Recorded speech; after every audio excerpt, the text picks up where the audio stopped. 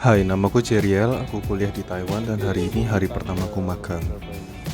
Nggak kerasa sekarang udah tahun keempat sekolah di Taiwan. Dan di sini aku mau ceritain gimana rasanya magang di Taiwan.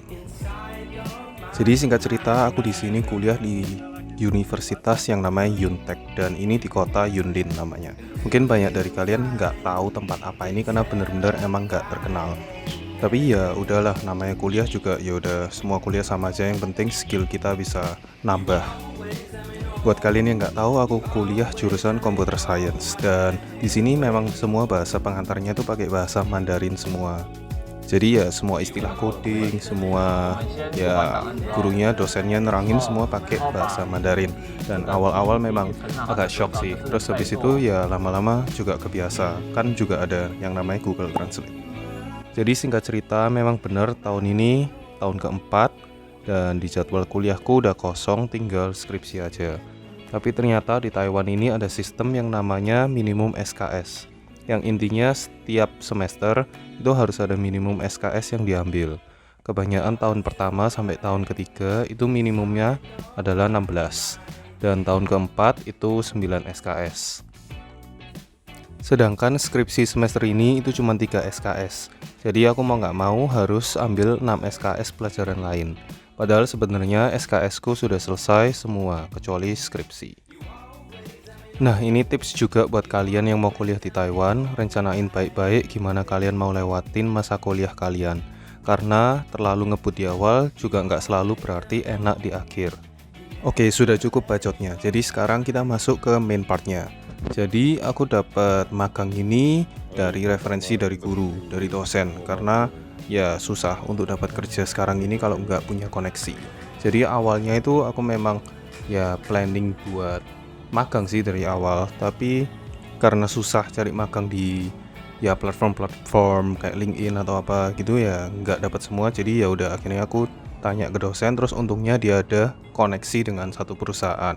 Nah, tapi perusahaan ini ternyata setelah aku masuk ke perusahaannya, ternyata perusahaan open slot. Enggak, itu cuman bercanda. Nah, ini perusahaannya aslinya kalau kita mau ngomong secara profesional ya ini perusahaan entertainment. Jadi perusahaan ini manufaktur alat-alat claw machine, terus mesin, ya juga mesin slot sih. Tapi ya di sini kayak main bingo atau bukan bingo sih, tapi main kayak yang apa itu namanya? Satu strip lurus itu, nggak ngerti lah ya, slot lah. Jadi di sini di Taiwan ini legal. Jadi memang claw machine itu nggak dianggap kayak judi. Kalau di Indo ya ditangkap polisi. Jadi perusahaan ini ternyata perusahaan manufaktur claw machine kedua terbesar di Taiwan katanya sih. Tapi ya perusahaan ini juga buat aplikasi untuk menunjang produk-produk yang mereka buat. Jadi nggak cuman buat alat claw machine kayak kalian main di time zone terus habis itu masukin koin terus kalian main dapat boneka, nggak cuman gitu. Jadi mereka mau gabungin software, yaitu aplikasi mereka, kita buat aplikasi dan kita hubungin ke IoT. Buat kalian yang nggak ngerti IoT, belajar lagi, kuliah jangan tidur terus. Jadi intinya dihubungin ke internet, terus dari aplikasi itu kita bisa bayar pakai NFC atau bayar pakai QR code, atau bahkan ada aplikasi yang dulu mereka buat itu bisa ngontrol mesin claw machine-nya itu pakai aplikasi. Nah, mungkin ini masih belum banyak di Indo dan ya ini juga aku baru tahu ada teknologi seperti ini. Sebenarnya bisa dibilang ya magang ini nggak sesuai dengan apa yang mau aku kerjakan nantinya. Karena sebenarnya aku pingin kerja di bidang buat aplikasi pakai Android atau pakai iOS. Tapi di sini ternyata kita harus buat aplikasinya pakai Unity. Karena ya nggak tahu bosnya ngomong harus seperti itu, ya bos adalah Tuhan di tempat perusahaan. Jadi ya udah, semua yang aku pelajarin ya nggak semua sih, tapi ya kebanyakan dari yang aku pelajarin kebanyakan nggak kepake karena ya harus pakai Unity, yaitu pakai bahasa pemrograman yang lain. Jadi berangkat kerja itu mulai dari jam 8 pagi aku udah bangun pagi. Terus habis itu harus siap-siap buat kerja, terus habis itu berangkat naik motor sekitar mungkin 15 menit, terus sampai di sana harus sebelum jam 9. Ini kelihatannya juga bukan perusahaan yang besar gimana gitu, karena ya office-nya bisa kalian lihat sendiri, ini juga chill, terus habis itu ya nggak besar-besar, tapi ya mungkin perusahaan kayak startup gitu. Meskipun bukan technically startup sih, tapi ya memang mereka besar di pabrik buat alat entertainment itu. Jadi ya tim softwarenya mungkin ya masih baru pindah ke kantor ini. Setelah mulai kerja jam 9, ya udah duduk ngoding sampai kepala pecah, terus habis itu ya kita makan siang. Terus makan siang lanjut kerja lagi dari jam 1 sampai jam 6 malam. Jadi bayangin kalau kalian mau jadi software engineer, kalian sekolah IT, ya mungkin ini kehidupan kalian di masa depan. Awal-awal juga excited sih ya, bisa dapat kerja di tempat IT, terus juga for your information ya, di Taiwan ini ada UMR yaitu 25.000 NT. Uang segitu itu setara dengan 12 juta rupiahan setiap bulan.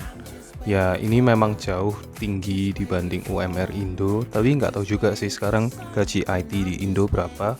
Mungkin 8 juta buat fresh graduate, ya nggak tahu juga. Tapi ya ini bisa dibilang lumayan oke lah bagi seorang intern. Habis makan siang kita lanjut kerja lagi sampai kira-kira jam 5, udah nggak ada tenaga. Terus habis itu, oh ya di sini kita bisa break sepuasnya. Tapi ya nggak technically sepuasnya sih. Ya yang tahu diri aja lah yang penting. Jadi ada mesin kopi, snack, dan ini kita boleh pakai dan boleh ambil. Karena ya memang menurutku ya capek sih, tiap 8 jam tiap hari lihat komputer itu capek. Jadi ya kita butuh waktu buat break supaya otak kita nggak stres. Terus tinggal selesaiin pekerjaan buat laporan, terus habis itu sampai jam 6 kita pulang. Jadi ya rutinitas ini diulang terus tiap hari, Senin sampai Jumat kerja setiap hari. Terus habis itu ya weekend libur sih. Terus weekend ya waktunya benar-benar buat chill, buat healing. Kadang nggak ngerti juga sih gimana orang bisa dari Senin sampai Jumat kerja terus habis itu ya Sabtu Minggu benar-benar kerasa capek dan nggak ada tenaga. Jadi ya harus dimanfaatkan sepuasnya buat ya recharge dan healing. Dan berhubung ini aku juga pindah kota, jadi ya udah banyak-banyak main di kota ini. Terakhir aku cuma mau bilang, hidup keluar dari zona nyaman kita itu memang susah. Kuliah susah, magang susah, nanti kerja pun bakal lebih susah lagi pasti.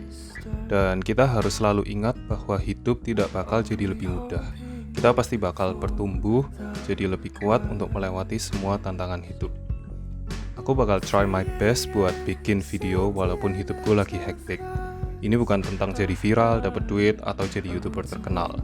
Ini hanya tentang pengalaman hidup yang autentik dan juga supaya aku sendiri bisa mensyukuri semua hal yang sudah terjadi. So, ini hari pertamaku magang di Taiwan, a whole new beginning. Hai, namaku Jeriel. Welcome back to my channel.